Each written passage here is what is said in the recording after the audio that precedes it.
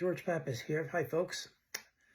I'm a former immigration judge, and I wanted to give you a little background on what's going on with the immigration crisis currently in the United States. It is not pleasant, folks. It is horrible.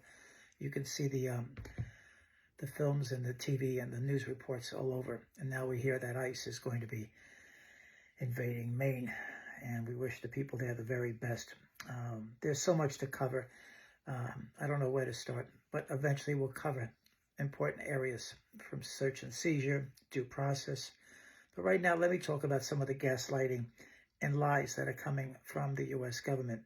One of the biggest lies that you see every day from Kristi Noem, the Secretary for the Department of Homeland Security, is that they're arresting the worst of the worst. They're telling the public that ICE is picking up criminals, rapists.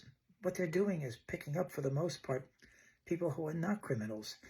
Did you know that as of November of 2025, there were about 65,000 people in immigration detention? I would say probably 73% were not criminals. That doesn't come from me. If you want to check those statistics, you can go to the University of Syracuse track and get those statistics yourself. 3/4 of the people that have been arrested have not been criminals. They're not the worst of the worst. The government is gaslighting us. They're lying.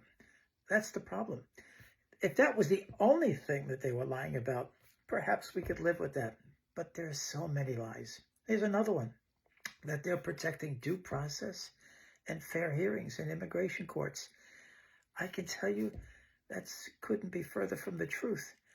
The government is doing everything in its power to undermine due process and fair hearings in immigration courts.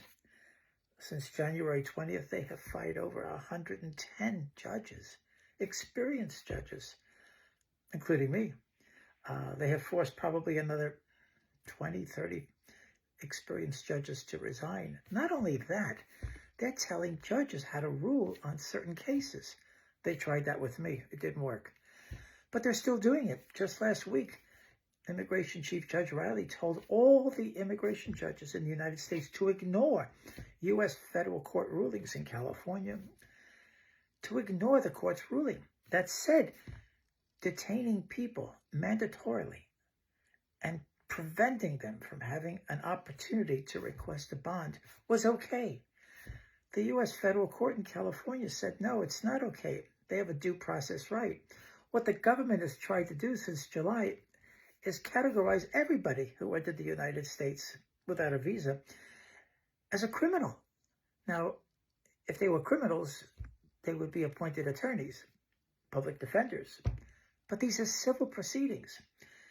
And people that have been here for over 2 years, according to U.S. law, passed in 1996, they have the right to request a bond if they're detained. They're not mandatorily detained. Unless they're criminals and they have a criminal background, then yes, they are detained.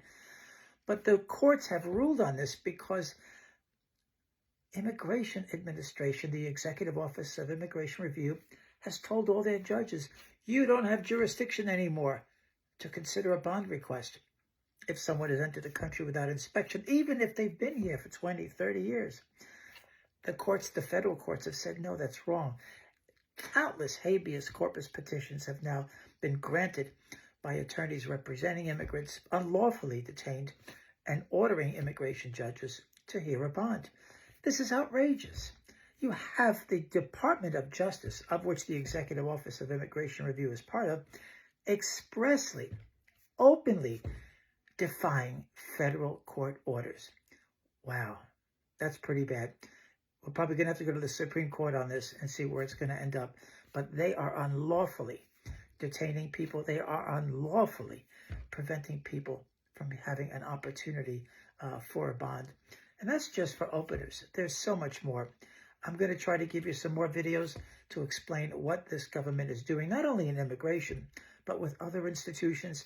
And more importantly, I'm going to try to explain why they are attacking our institutions, why they're attacking so-called immigrants. There's a big ideological reason, and I'm going to go into that later on. So for now, folks, keep your eye on the ball.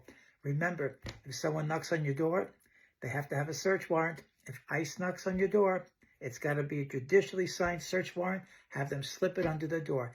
They do not have the right to break down your door. You have Fourth Amendment, search and seizure rights, and we all know U.S. citizens have been unlawfully detained, arrested. Just last week in Minneapolis, ICE broke into the poor man's home, took him out virtually in his underwear.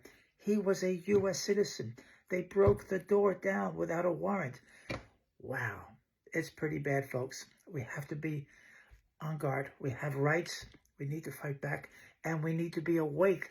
No one is safe. This is not an immigration issue anymore. Everybody is being affected. Stay tuned. I'll be back.